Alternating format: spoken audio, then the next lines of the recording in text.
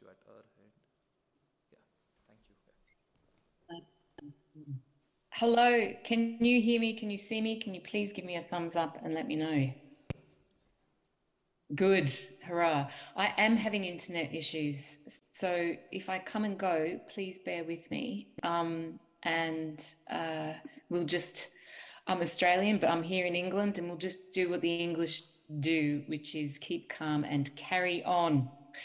So I want to thank you, Harsha and Shering, and also the conference team for this invitation to speak. I'm really humbled. I'm really happy to be here virtually in your beautiful country. And I particularly love the idea of climate justice as happiness. And I want to thank my colleagues on this panel, incredibly inspiring speeches and presentations that you've given so far. So I really can't say enough how much it is my pleasure to be a part of this conference.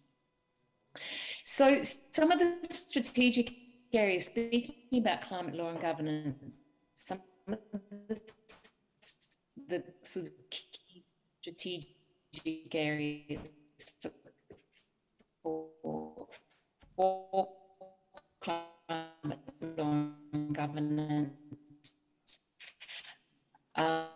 include energy storage, transport and infrastructure. Dr. Megan, can you turn off the camera? Maybe that might help. Planning The network's a and bit patchy, I guess. property, agriculture, land use, city development, finance and investment, and of course civil society and democratic intervention. Themes of health, of gender, of equality, of poverty alleviation, of sustainable development, and are there problems? Yes. Can you? Oh, I lost you. Hello there. Hello. Yes. Can you hear me now? Is this okay? Okay. That was a thumbs up. Okay. So I'm not quite sure, unfortunately, where I dropped out.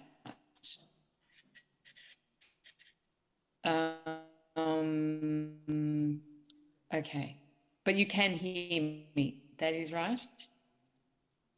Hello there. Can you just give me a thumbs up if you can hear me? All right. I will take. I can't see you very well. I'm sorry. So let me continue, but you're going to have to jump in if you can't, hear me or see me. Let me know.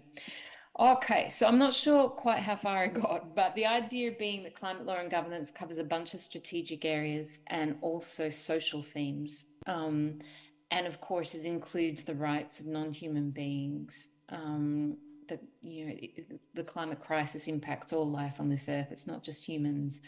And I guess that knowledge creates responsibility for us as humans to avert the tragedy that we see coming on the horizon. And at the centre of climate law and governance in the Dixon Poon School of Law, we really embrace this sense of responsibility with seriousness and passion and commitment. And the strategic area that I really want to focus on today is finance. Finance is key to incentivizing and accelerating all the strategic areas and to potentially facilitating the social justice issues that we're talking about in this panel today. But so little attention is being given to the legal and regulatory inputs and imperatives to making finance flow at scale to where it's needed. So my research and my leadership of our centre, which may or may not be enlightened, seeks to change that. So I want to begin by focusing in on Article 2.1c of the Paris Agreement. It's an article that has been largely overlooked by legal scholars so far, but it's going to be crucial to making the agreement work and to help to get us to net zero. And Article 2.1c says this, and I quote, that one of the key objectives of the Paris Agreement is to make finance flows consistent with a pathway towards low greenhouse gas emissions and climate resilient development. So making finance flows consistent with a pathway towards low greenhouse gas emissions and climate resilient development. Governments and also the private sector are now beginning to pay attention to this Article 2.1c and how to operationalise it. And that's something that we investigated in 2020 at an expert roundtable co-convened by Aviva Investors and King's College London. And from that roundtable, it became clear that Article 2.1c is a call to action to ensure that all finance, including public spending, private investment, market finance, project finance, not just niche activities, but all finance for all things is flowing in the same direction, namely towards green, sustainable and resilient development.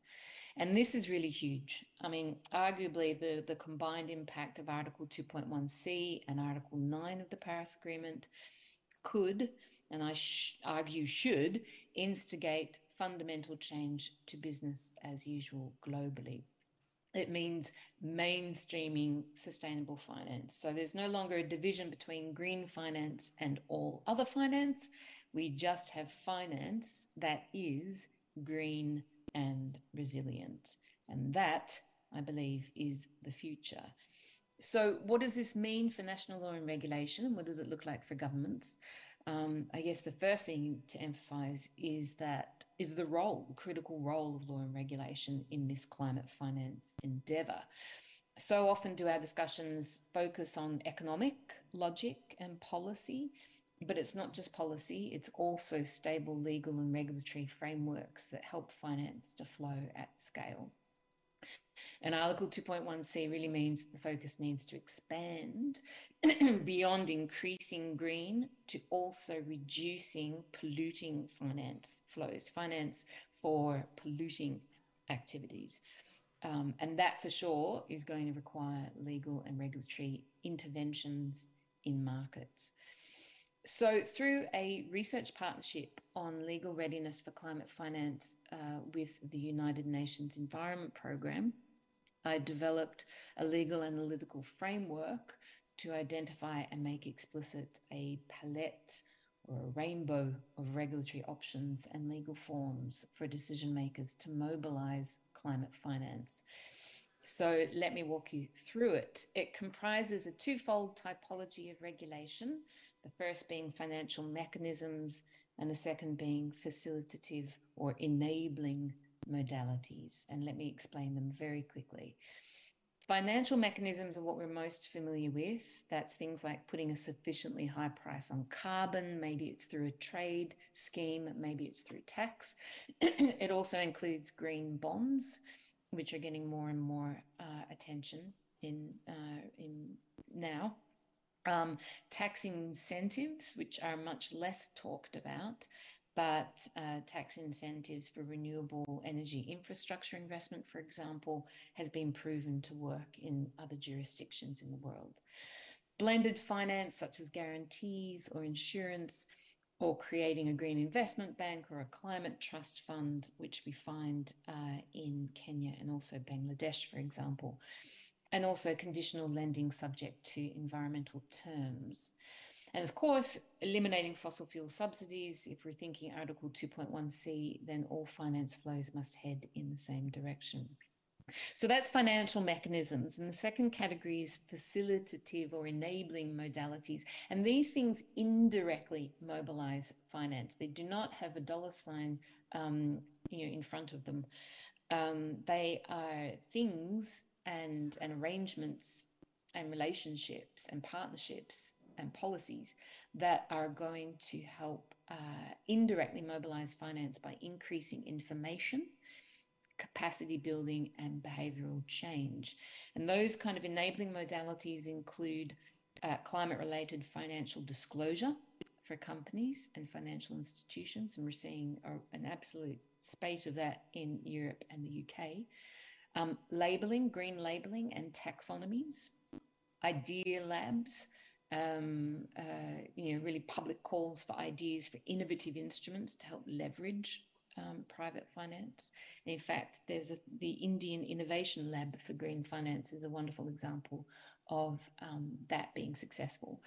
And also matchmaking and training schemes or technical assistance programs, where project proponents are matched up with potential investors.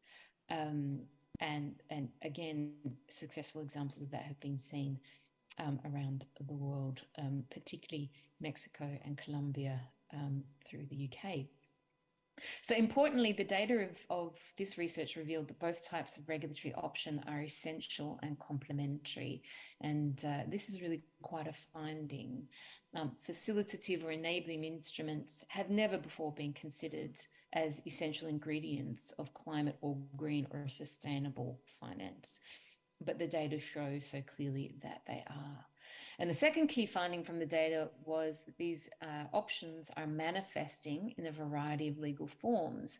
They don't only include black letter laws such as tax or corporate law legislation, but they also are becoming visible in a range of financial and market regulations, so central bank directives, for example, to supervised firms, as well as soft law, such as the Task Force on Climate-Related Disclosures, and also legal contractual agreements, especially for insurance and multi-sector collaborations. And I think what's so exciting about this work is how it helps to make the invisible to become visible for decision makers, no matter where they are in the world, in their local context, that they can make the right decisions for their country, from the range of tools, of financial mechanisms and facilitative modalities that are available. And they can make conscious and systematic choices that are right for their local context. So in conclusion, I really want to emphasize three things. It's really clear now in a COVID-19 impacted world that we have less liquidity for dealing with a disorderly transition to net zero, and that's going to rise if climate-related systemic risks are ignored. Secondly, let's take Article 2.1c as the North Star from here on. That law already exists. We just need to bring it to life. And thirdly, one way of doing this, of bringing this to life, is increased focus on national level legal and regulatory instruments and architecture to help align all finance flows to a low carbon and climate resilient pathway. Thank you very much. Thank you, Dr.